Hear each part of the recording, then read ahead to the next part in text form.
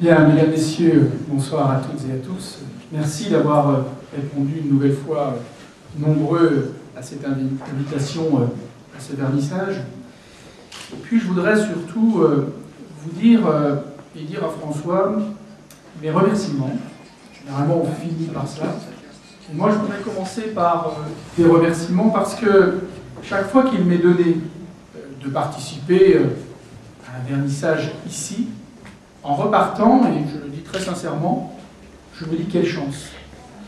Quelle chance Chalon-sur-Saône a de pouvoir, bien sûr, avoir un lieu comme celui-ci, un fond dont chacun sait qu'il est assez exceptionnel, et puis une équipe qui, finalement, à chaque fois, a le mérite de nous permettre à la fois des découvertes, parfois la surprise, parfois peut-être l'interrogation, parfois peut-être forme de provocation, et il me semble que c'est ici que cela doit pouvoir se faire.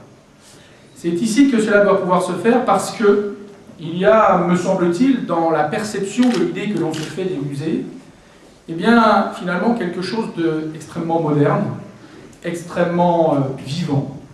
Et l'équipe autour de François Cheval nous permet d'avoir cette expression vivante qui me paraît intéressante. Elle me paraît intéressante aussi, avant de venir aux expositions, parce que c'est aussi une participation à l'extérieur du musée, c'est-à-dire à l'intérieur des murs, mais également sur des opérations telles que celles que nous avons réalisées au cours de l'année 2010, je pense à l'Alzibao, mais je pense aussi à d'autres formes qui permettent à ces photographies, à ces expositions, d'aller sur l'extérieur, d'aller finalement au milieu du quotidien de nos concitoyens. Il me semble que là encore, il y a une forme d'audace qui me met plaisir de souligner. C'était vraiment important de commencer l'année par, on dit dans la carte de vœux, on sait que cette année va être difficile, elle va être difficile, heureusement qu'il y a des gens dans le bassin méditerranéen qui nous donnent plein d'espoir. On sait que c'est compliqué pour plein de gens. Voilà, il paraît que ça va être très compliqué. Et comme ce monde souffre, et nous, ça nous a paru évident qu'on n'était pas là on n'est pas là dans ce musée tout simplement pour donner une vision culturelle réjouissante du monde. Les photographes sont une caisse de résonance incroyable de la difficulté d'être aujourd'hui de cette humanité.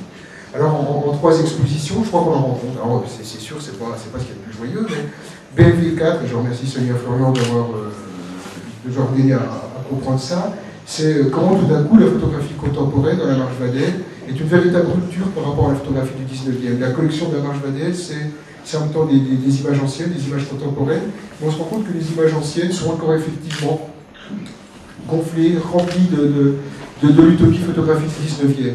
Les paysages sont beaux, les portraits glorifient les sujets, etc. Et ce qui est très très beau avec cette collection, c'est qu'elle rend compte que c'était le geste magnifique de la Marche Vadel, c'est d'attirer notre attention sur, avec Thomas Ruff, notre beau rougeau, on n'est pas très beau, les humains, quand on nous prend dans le détail d'un appareil photographique. Grâce à la Marche Vadel, on s'est rendu compte qu'avec les Miss Valls, que le paysage se modifiait, etc. Donc cette exposition, qui est très pédagogique, ça j'insiste aussi, rend compte effectivement que la photographie depuis les années 70 a été peut-être un des meilleurs révélateurs de l'état du monde. Avec le paysage, qui est aussi une exposition produite par le musée, intégralement par le musée, ben voilà, on dit aujourd'hui qu'il y a une sensibilité écologique qui est en train d'imprégner tout le corps social, et on se rend compte que cette sensibilité écologique, la photographie contemporaine, qui est là, malheureusement on n'est pas joyeuse, qui n'est pas là pour nous remplir de gaieté tous les jours, à enregistrer effectivement ces nouvelles villes, les frères Jean-Sébastien, Claire Chevrier qui est ici, et qui, à mon avis, une des photographes les plus intéressantes de sa génération, parce que non seulement elle montre ce cancer qu'est la mégapole contemporaine, mais au-delà du constat, à chaque fois, lorsqu'on regarde ces images, on se rend compte qu'il y a toujours un petit peu de résistance, toujours une plante qui ne devrait pas être là, toujours quelqu'un qui fait sécher du linge en endroit où il ne devrait pas sécher, et que malgré tout, si on regarde bien au milieu de ce désastre, il y a toujours quelque chose, enfin c'est Fahrenheit 451, chacun de nous est porteur toujours d'une poésie complète. Et avec Antoine, je ne vais pas raconter l'œuvre d'Antoine, il dira un mot aussi de lui, dire. Ce que je voudrais dire, c'est que je suis très fier que ce soit le musée Niepce qui soit le premier musée à avoir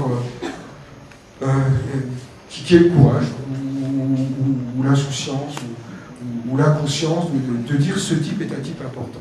Et ce type, il est le révélateur de la fin de quelque chose, il est le révélateur de la fin du photojournalisme traditionnel.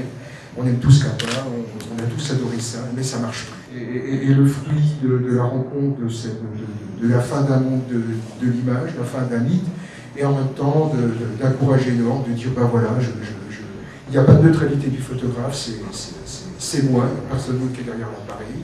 Et puis surtout, cette chose que je trouve extrêmement réussie, et de dire aujourd'hui, la misère du monde, elle est incarnée chez les gens. Ce qui ne fonctionne pas chez les gens, ben, c'est dans leur corps que ça se voit. Et il est au plus proche d'eux pour comprendre ça. Donc c'est une tentative qui va au-delà de ce qu'on a l'habitude de voir. C'est une tentative que généralement on montre pas dans les musées. Moi je considère qu'un musée qui se dédie à la photographie doit avoir la force, le courage de montrer cette tentative.